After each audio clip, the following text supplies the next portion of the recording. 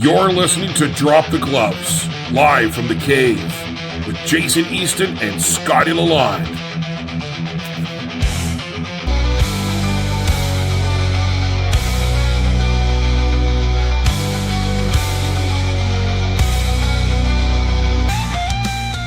Why do we hate Trump so much? Again, remind me.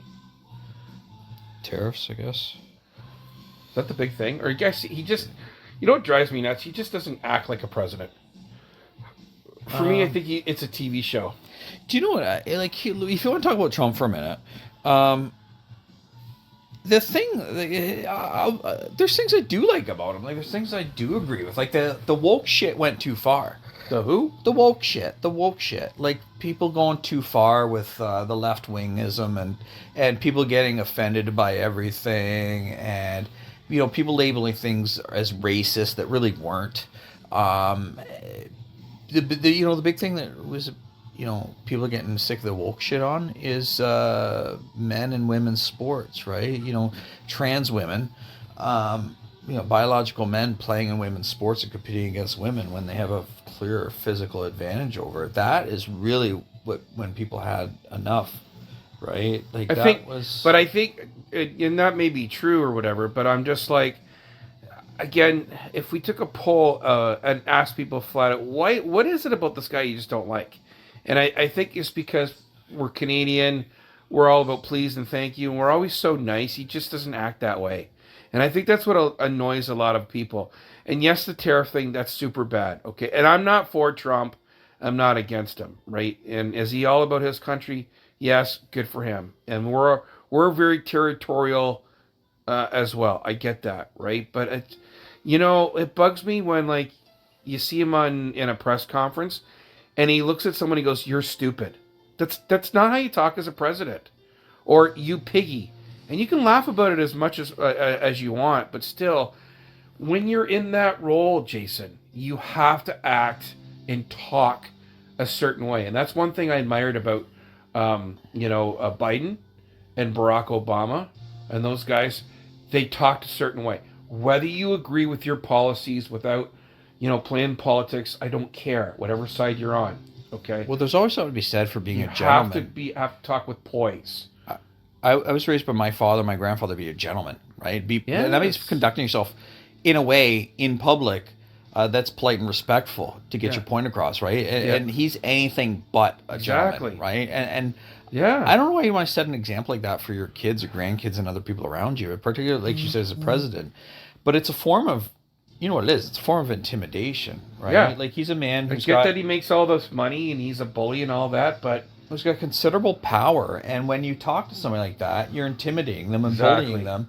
And when you're in a position of power and authority, people don't know how to react. They don't know how to handle that situation. They don't know what to do, so they cave in, right? And it's his way of getting people to shut up. Yeah, there's no compassion there when he talks. Like when you look at the National Guard shooting the other day in Washington, when something like that happens, you immediately come on air. You have a press conference and you immediately show remorse for those two soldiers who are defending you ultimately, and our freedom at the end of the day to make sure everybody's safe. Right. You come on there and you show the utmost remorse for that whole family. And if whether you fans are X or Twitter, whatever you want to call it, immediately Barack Obama and these other presidents are on there sending their condolences to the families. That's what you do. Okay? Stop what you're doing. It doesn't have to be scripted, but if you need to get someone to write it for you, then I guess so. But just speak from the heart and right? You don't apologize for what happened. But again, our thoughts and prayers right now are with the families. If there's anything you need, I am the President of the United States. I will make sure that it happens. But again, I'm so sorry to those soldiers. And thank you so much for doing what you did. What did Trump say? It's when he was in his Oval Office, okay? I think it took him a little while to come up, maybe a day or so to come, but he's looking at a book, he's looking at a script. He doesn't know. Can't think. This happened mid-afternoon. The other thing about the name calling, you know what that's a sign of? it's a sign that you lack the intelligence to debate somebody on their merits, Yeah. right? It's an form of intimidation, as I said, and a distraction, because it means that when somebody's criticizing me and they're saying something with which I disagree, I don't have the intelligence to muster up a proper reasoned response to that. And so I'm going to resort to name calling and intimidation and humiliation as a way to avoid actually trying to debate on the merits. You know what I mean? What I'm saying? So I did find that tweet from JD Vance from recently. So JD Vance, in case anybody doesn't know, he's the vice president of the United States. But I'm also told he looks like me.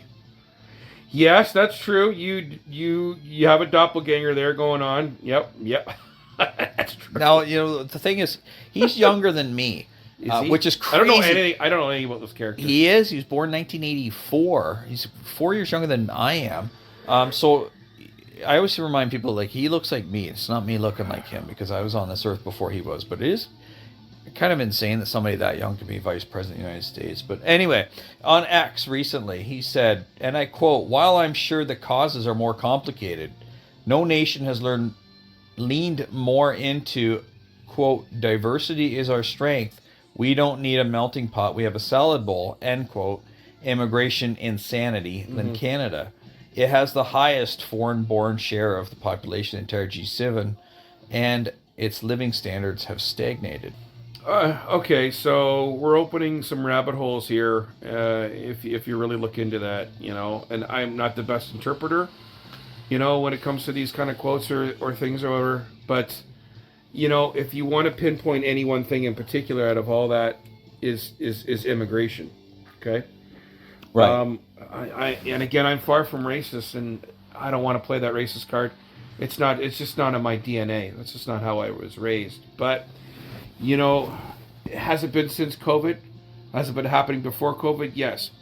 I think at the end of the day, we're just too nice of a country just to not let people in, right?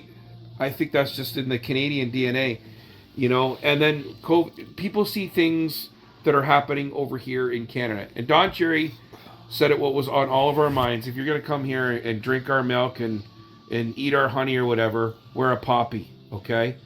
Right? So you come over here and you act Canadian. You put the poppy on your left breast. You do all that stuff, okay? You abide by our rules. But I think the point is there's way too many people coming into our nation right now, and that's exhausting our healthcare system. Right. But Okay. you can hate the game without necessarily hating the players, right? Yeah. So in the last 5 years, the number of immigrants that we brought into this country increased fivefold over what they were pre-COVID. Yeah, I don't know what the numbers are, but It's insane. I'm sure it's staggering for sure. Well, it's insane. We went from like roughly 200,000 a year to 1 million a year, Yeah. which is just virtually unsustainable. Yeah. Yeah. I mean, I can remember driving on the 401 and seeing the Metropolitan of Toronto sign, like, one point when it hit 1 million people. That's how old I am. I'm 50. Right. And now it's I'm sure it's well over 2.5, maybe even close to 3 now, Right. just for the city of Toronto alone. But in the whole GTA, you're talking, holy crap, you're probably 6-7 million people there. And that's quadrupled in the past few years. So I guess, people overseas or wherever they're coming from, they go, oh, Canada's a nice country, it's free, it's clear, and yeah, we got to put up with the weather or whatever. But, I mean, we'll figure it out, when we get here. And there's a lot of great immigrants that have started stuff here in this country, Right. And that's all fine and dandy. I'm just like, holy monkey, we really got to slow things down here. Like, it's exhausted our healthcare system. Well, if you just open the doors without proper planning, vetting, or targeting, you're not doing the immigrants favor either, right? If you bring too many in at one time, they are competing not only with Canadians who are here, they're competing with each other. So if you let too many in at once, you're not doing them any favors. No. Right. No. Yeah. And that's just it, right? And I don't want to blame it all on immigration, but my God, it just seems like, like anywhere you go nowadays, especially a lot of retail stores, there's immigrants working in the store, and that just goes, to show maybe our race, the white Caucasian, how lazy we are. We just don't want to work for $17, $18 an hour. And kudos to those immigrants for for accepting that wage. I And don't- actually, you know what, Jay? They're pretty smart. You see a lot of them Right. living with each other, and they're Right. saving a lot of money because they all can't afford their own homes. Good for them, right? Right. So I'm not sure if that's something that they necessarily want to do, or if they're forced to do because of they're forced to do. They have no desperation, choice. right? Yeah. Where else are you gonna live? Yeah, I don't think anybody chooses to work for minimum wage. I Well, just the think math it's- just doesn't work. If you look at a one-bedroom apartment now, you're about $18 to $2,000 a month. That's just for the apartment, dude. Yeah. You got to eat, you got to get to your workplace, okay, and then whatever other stuff may come along, but life is expensive right now. So of course they're gonna have roommates. They're gonna live with each other, right. right? So is JD Vance? Is he right that Of course he's right. immigration insanity in Canada Yeah. is the It's problem? not wrong. Well, he's not wrong about living standards having stagnated. I mean, by every metric humanly possible, things have declined in Canada significantly and rapidly. Yeah. Rapidly, like it's insane how rapidly things Yeah. have gone downhill. Yeah. Like alarmingly so. Yeah, I know. Alarming to the rest of the world, and people are noticing like Big things have time. gone downhill here, Yep. right? Yeah. But what's the blame? Like, I think immigration certainly is part of it, and as I Right. said, it's not the immigrants' fault. We're not doing them any favors either, right? So, maybe he's got a point about that. Kind of a lot to deconstruct from the tweet, right? The whole "we don't need a melting pot, we need a salad bowl" analogy is kind of interesting. So what he's referring to is in the States, there is a culture where you move to the States and you become an American, which is, another word for that is assimilation. You move to America, you become American, you adopt the American way of life, right? Whereas Canada has always held itself out as being different than the United States by saying we're a salad bowl. So you come here and you come from a certain country with a certain culture, that you maintain that culture and that you don't necessarily have to change your ways to adopt. And so there's always been this competing school of thought as to what's better, the melting pot or the salad bowl, right? And I don't know, what's your thought on that? Oh man, Frank, melting pot, salad bowl. Now I'm hungry. Now I want a salad. Well, we got a pizza coming, so hold tight, buddy. Just flipping the bowl over for a second and seeing from their perspective. I mean, they bring a lot to the table. Like, I worked with an immigrant at Future Shop years ago, and he was he had a big time university degree, and I think it was in engineering. Okay, comes over here, can't get a job, and so he's working part time, 3/4 time in appliances. His name's Raj. You know what he owns nowadays? Booster Juice. Booster juice. Booster Juice. Well, that's cool. I bet you he's probably having more fun and making more money, and he's put both of his children through university Right on. by Booster Juice. Okay, so there's a successful immigrant right there. That's what I'm talking about. Okay, if you're going to come here, be a contribute to society. I think a lot of those people that you see that are working in those retail stores, listen, they're doing a great job, dude. They want to work. We don't.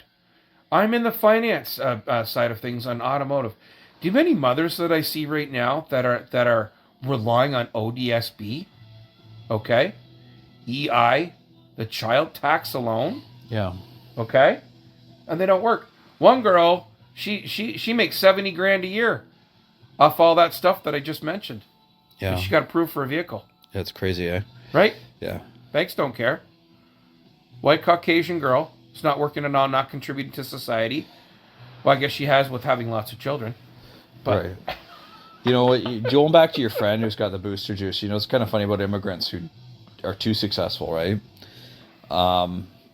Is that you'll hear the success stories about the guys come in and start a business, they buy a business, and they operate a business, they employ people there. You say, oh, that's a success story.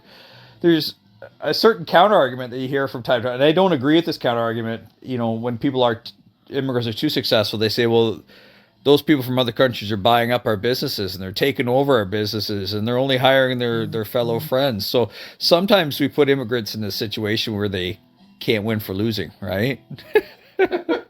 But you've heard that argument before, right? Like, this guy's coming in, he buying up this business, and the Indians or the Chinese are taking over this business, and they're hiring all their friends, right? So sometimes the immigrants can't win for losing. They're too successful, right? You know what I think it is, though. Really, ultimately, I think we're jealous of them. We're jealous, of course. You know, you open up the newspapers nowadays. A lot of those people that are getting hired as doctors in our area, right? They're not white Caucasian Canadians. Okay. And there's nothing wrong with that. Hey, if you're East Indian, you're a doctor, we more than welcome to have you here. You know, another an immigrant that's very successful is that Nav guy. He's the Toronto Raptors superfan guy. Yeah. That sits in behind the bench. I love that guy. Yeah, and he's always on the radio. Great guy. Yeah. Come by Hyundai. Right? Yeah, I have no hate for those guys. Yeah, a guy like that, right? I think a lot of us maybe are just jealous. Jealous is a big thing. People attack people they see as being successful. Yeah. But on the JD Vance tweet the other day, that I don't know. I don't know that America actually has the melting pot that they think they do either, right? Like, I'm not sure they're all that different than us in terms of whether it's a melting pot versus salad bowl. Like, if you go to the States, they have just as much, I think at least as much tribalism and, division as we do, right? People from certain countries and cultures segmenting themselves into, isolating themselves into their own cultures and people. Like, I don't know that America actually has a melting pot any more than we do. No, and it's I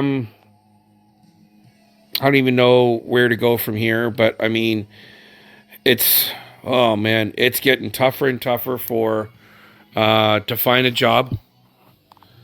Well, it's adding competition too, right? You bring too many people in without creating the jobs to support them, and then you're also, like, the immigration system in Canada has been slow to respond, right? Like, 5-6 years ago, there was a labor shortage. There really wasn't enough people to do jobs in the skilled trades or in agriculture or certain segments of the economy, and so the government reacted in a knee-jerk fashion by going too far and opening the doors open wide and bringing a ton of people in. And then suddenly those jobs were filled and they no longer needed so many people, but the system was slow to react and they kept bringing people in even after the jobs disappeared. And now we're in a situation where the jobs are really disappearing and getting worse. And the people that came in the last few years, they're not leaving, right? They're here.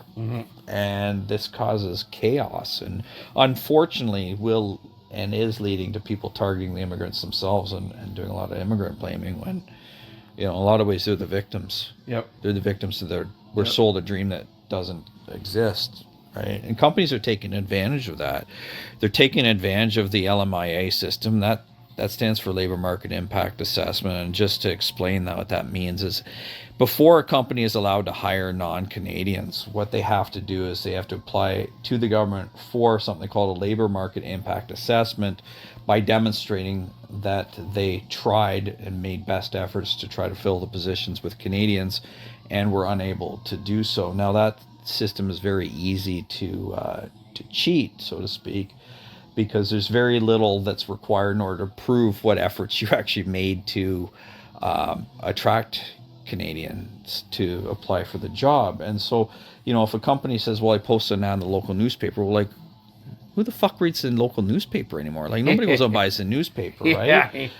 And so a lot of companies are able to claim that they attempted to fill certain positions by posting an ad in locations where nobody in this day and age even looks for a job, right? So, I mean, that's one way that employers are taking advantage of it. And the other way, too, is there's a lot of fraud in the immigration system, a lot of fraud in the LMIA system, because a lot of times employers that are eligible and really do need foreign workers, particularly in agriculture, they'll apply for a certain number of workers, which is far greater than what they actually need. And then the workers who come here under that LMIA, that license, they'll then be farmed out to other employers. Yeah. And why will they do that? Well, because they get, the obvious reason is they can pay them less. And the companies that do the farming out, they take a cut of the salary. So, for instance, somebody who, I'm not sure what minimum wage is now, but say it's $15. Well, you still got to pay that person $15, but the company, ABC Farms that farm these people out, the LMIA holders, well, they might take $3 or $4 off that $15 an hour. When you multiply that by hundreds of foreign workers, that really adds up, and they take advantage of that. And then the companies like the small businesses, the restaurants, the restaurant chains, and you could name a few of them right off the bat, it's no secret. They take advantage of that because they get cheaper labor, and they get people who are less likely to complain about their the employment standards. Right, there's an incredible amount of fraud that's going on in the system right now, and there seems to be very little whistleblowers or anybody in the media that seems to want to target that, and the investigative journalists, they don't seem to want to target this, and I think it's because the fear I told you before. I think people are afraid to investigate this for fear of being labeled as racist and anti-immigration, right? Yeah. And really, if anybody's going to benefit from investigating these abuses, it's the immigrants themselves. It's terrifying the amount of fraud that goes on in the immigration system. And the government's aware of it. It gets reported, but there seems to be very little willpower to actually investigate and prosecute it. Well, I think on the other side, too, someone, that really has to know what they're talking about, it really has to understand the pros and cons, the system, and then approach that round table in Ottawa and say, listen, here's how we can fix immigration, right? And then until then, that's not going to happen. It's such a hot button issue that nobody even wants to approach immigration because they're afraid of being... My daughter's looking for something to do in grade 11, grade 12, or for the rest of her life. Not once has she thought about being talked about being involved in immigration at all, an officer or... a manager or any internal affairs or any of that stuff, right? No. None of these kids that are going to college, are signing up for immigration. They're signing up for trades. They're signing up to be a healthcare worker, right? Or a teacher. That kind of stuff. So that's why this is going to be an ongoing issue, and it's just... Well, they don't need to reinvent the wheel. They need to enforce the existing laws, and there seems to be very little of that. Very little enforcement. Yeah. It's expensive to go to school. Unless you're going to school on a scholarship. It's more expensive if you're a foreign student. Have you seen how much they charge for tuition for people from other countries?